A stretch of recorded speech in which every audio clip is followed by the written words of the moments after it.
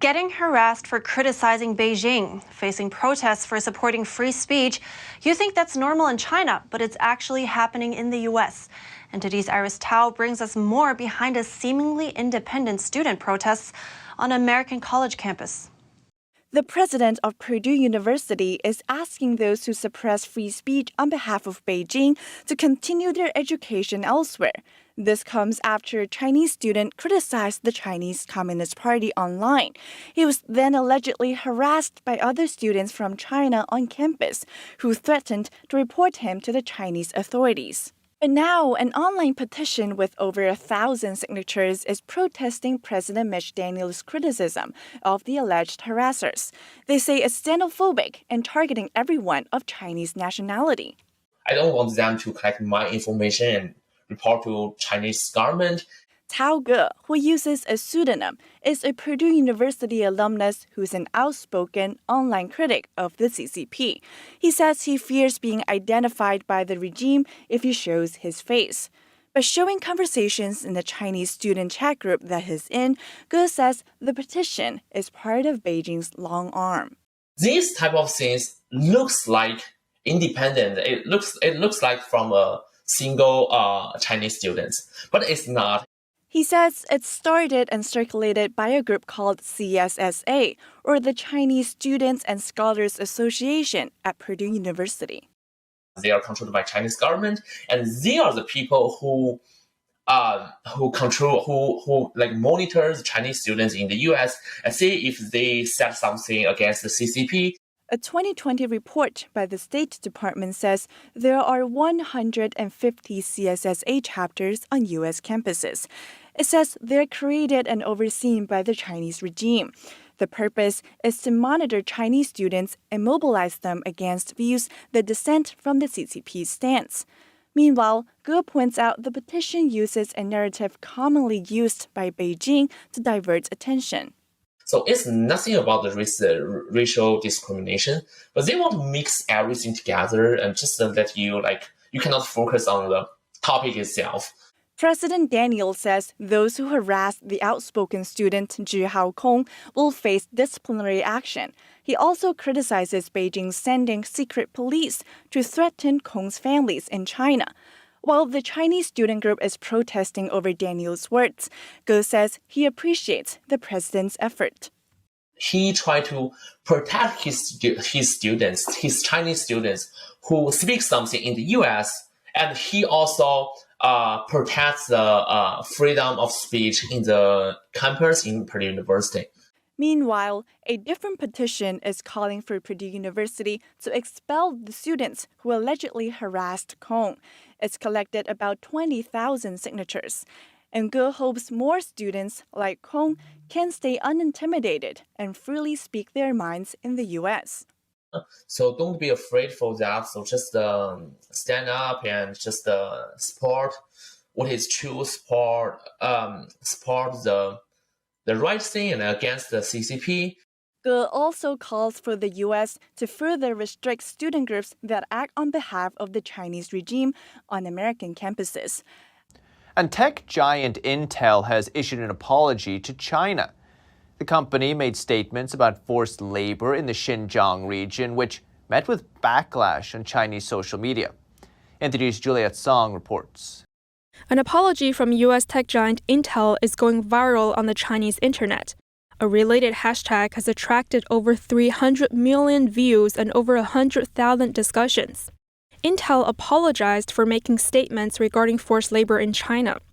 In a letter, the company told its suppliers to not source goods from China's Xinjiang region, citing concerns of forced labor there. Xinjiang is located in northwestern China. It's home to 12 million Uyghurs, a predominantly Muslim ethnic minority.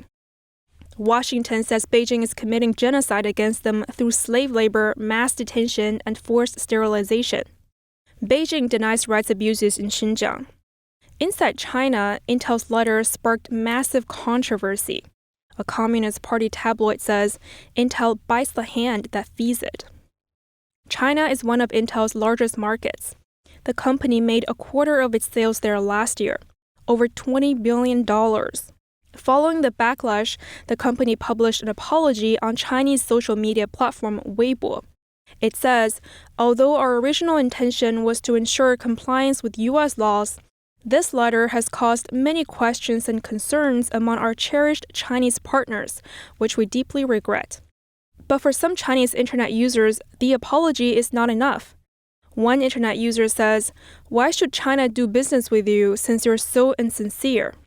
Another left a comment saying, "Then don't come to China to do business. Just go observe the law in the U.S." It's unclear if the Chinese internet users are aware of the rights abuses in Xinjiang. Related topics are heavily censored on the Chinese internet. And when Western companies speak out about them, Chinese state-controlled media fans nationalist anger against those companies. And Intel is not the first company that came under pressure after crossing Beijing's red line. Brands like H&M met with boycotts after expressing concerns about forced labor in Xinjiang. Adidas ran into a similar situation this year. Back in Washington, here's what the White House has to say about Intel's situation.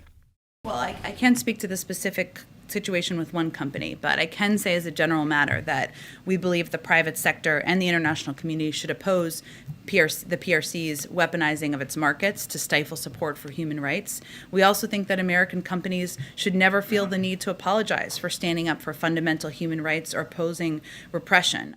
Saki goes on to say that in reality, companies that fail to address forced labor in their supply chains face serious legal risk, not just in the United States, but in Europe and other regions of the world. A key U.S. ally in the Middle East is reportedly making its own missiles with Chinese technology, a move that could complicate the regional power struggle. NTD's Evelyn Lee has more on that. Now we look to the Middle East. Saudi Arabia is reportedly making its own missiles with a little help from China, the kind of missiles that can deliver nuclear weapons. That's according to a report from CNN. The move could make it harder for the U.S. to constrain Iran's nuclear ambitions. Washington is looking to revive a deal to make Iran limit its nuclear weapons development. But Iran remains a top rival of Saudi Arabia's. And if Saudi Arabia is developing its own missiles, Iran may not want to be left behind. Saudi Arabia is a key U.S. ally in the region.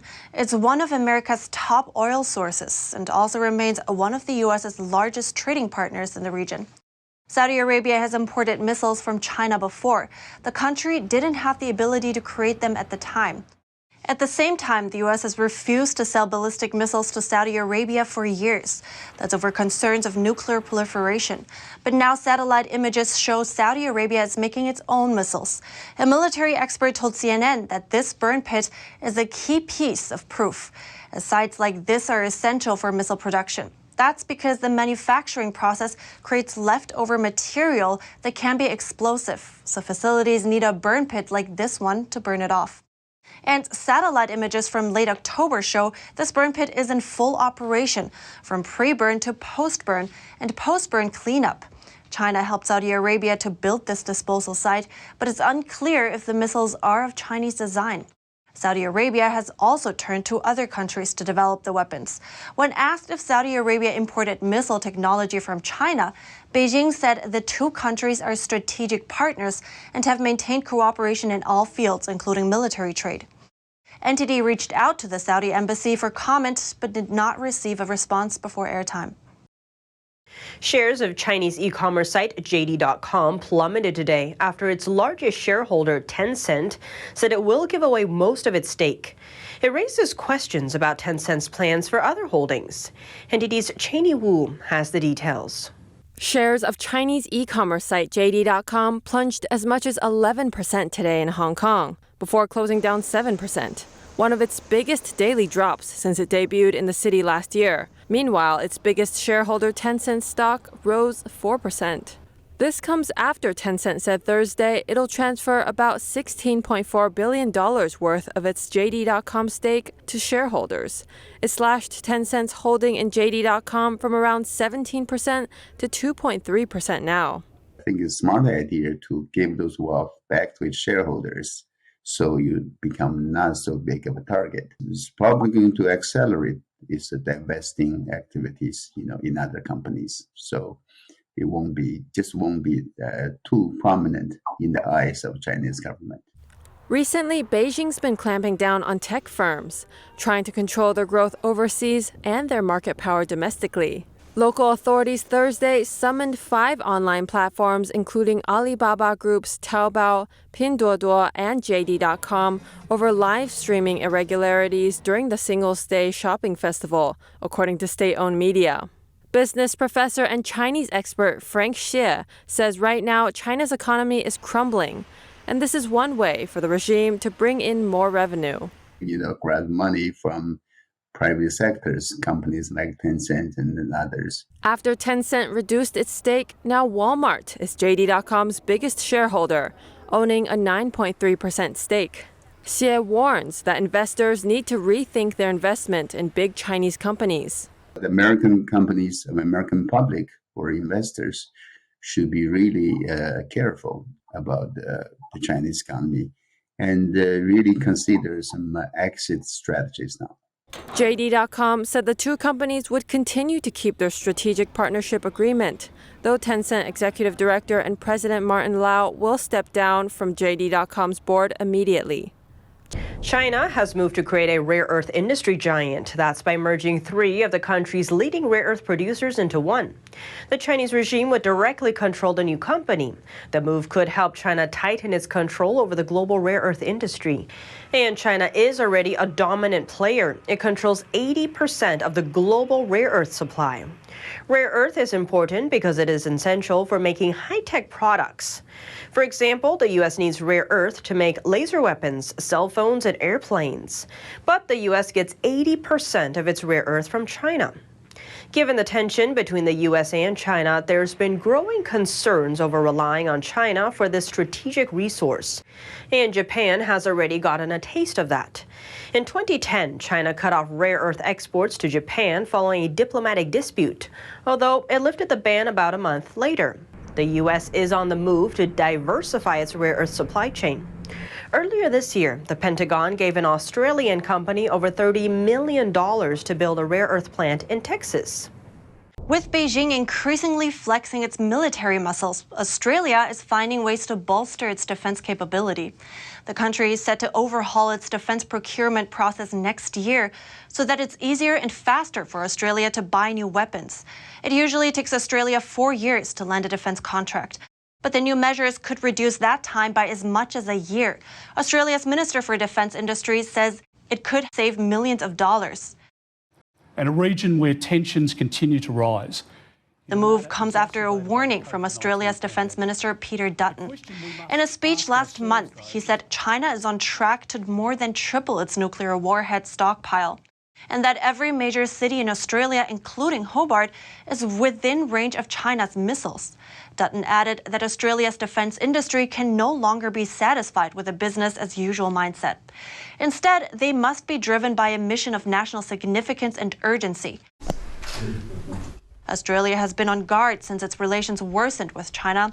Last month, it signed a security pact with the US and the UK. Under it, Australia became the second country to get access to America's highly sensitive nuclear submarine technology. This is the first time that the US and UK will have shared this information with a third country, ever. That was something worth securing. That was something that Australia has long sought, and our government has secured. It was worth securing access to this important defence technology and information. The partnership would give Australia nuclear-powered submarines. They're quieter, faster, and can stay underwater longer. This is a very important agreement for Australia's future security. There's plenty of others who don't want to see this go ahead. I think that tells you why it's so important that we do. And just 2 weeks ago, Australia signed an over $700 million defense deal with South Korea. That's the largest defense contract that Australia has ever signed with a nation in Asia.